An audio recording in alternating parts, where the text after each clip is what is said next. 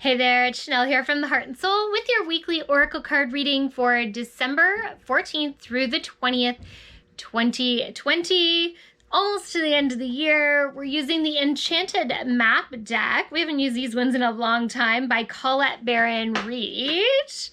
And of course, we're going to draw 3 cards for the energy of this coming week. 2. Let's draw 1 more. Nope, there it is. Number 3. Okay, let's see what they have to say. Card number 1. Mountain. I love this card. One of the messages in the card book is about how we can choose to float around the mountain instead of climbing the mountain. We always just assume that the way or the path that we need to travel is over, but sometimes just traveling around is a much easier path. And it's not that we're skipping steps or we're not working hard enough, but we're just choosing to flow with ease instead of fighting against the stream. So, card number 2 is Bone Collector. I love this card.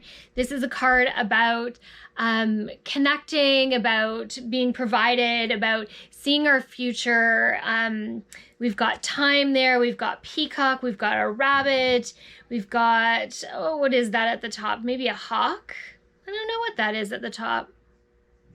Either way, Bone Collector is just this auspicious kind of person or being that brings us the information we need to know about moving forward. And our last card here is making a choice. Perfect. And I love that the choices on this card both seem very open. They seem different colors, but they both feel like a good choice. That one isn't necessarily negative or bad. They just are different choices. So the universe is asking us to remember this week that we have many choices along the path.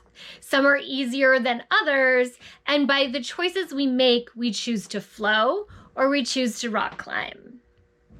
They're telling me that there are some difficult choices ahead of us in the next couple of weeks, not immediately, but over the next few weeks. And that's part of the reason that the fog is there. And it's starting to lift now. You're going to see that in the middle of the week, things being able to shift and change a lot more, things becoming a little more clearer. Like I said last week, we're just being asked to kind of sit still in it for the moment, to just observe and to be, and not necessarily to force ourselves forward any further. But over the next handful of weeks, there are some decisions that we are going to have to make. So by sitting in that, by contemplating, by processing, by connecting in and seeing intuitively what it is that we need right now is important.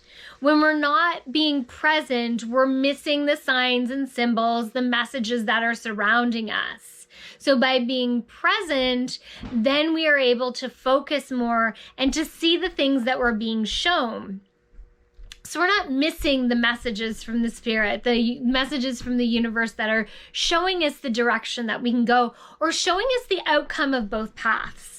One of the tricks, and I've said it a million times on here, that I like to use is show me the truth in the situation in a way that I can fully understand it. Super helpful, but make sure you include that part about, so in a way that I can fully understand it, because that part of it is super important to finding that clarity. I found so many times before I added that end piece that I was getting the message, but it could still go either way. It was showing me this and it was showing me this, but it wasn't showing me what is the best way to go, that the way that was like most connected to me.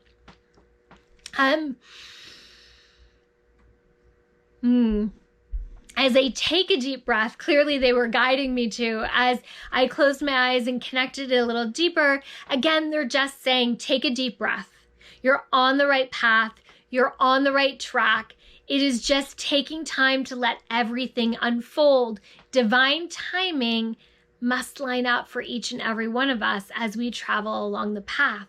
For some, this is quick process, and for others, it is a much longer and drawn out process. They're also giving me a little nudge, reminding me that sometimes things come up to get in the way. Our own negative self-thoughts, our you know, repeating patterns, self-sabotage, those sort of things, they sneak in there. Or just fear. Fear is another big one. So just be mindful of those things in the next 2 weeks.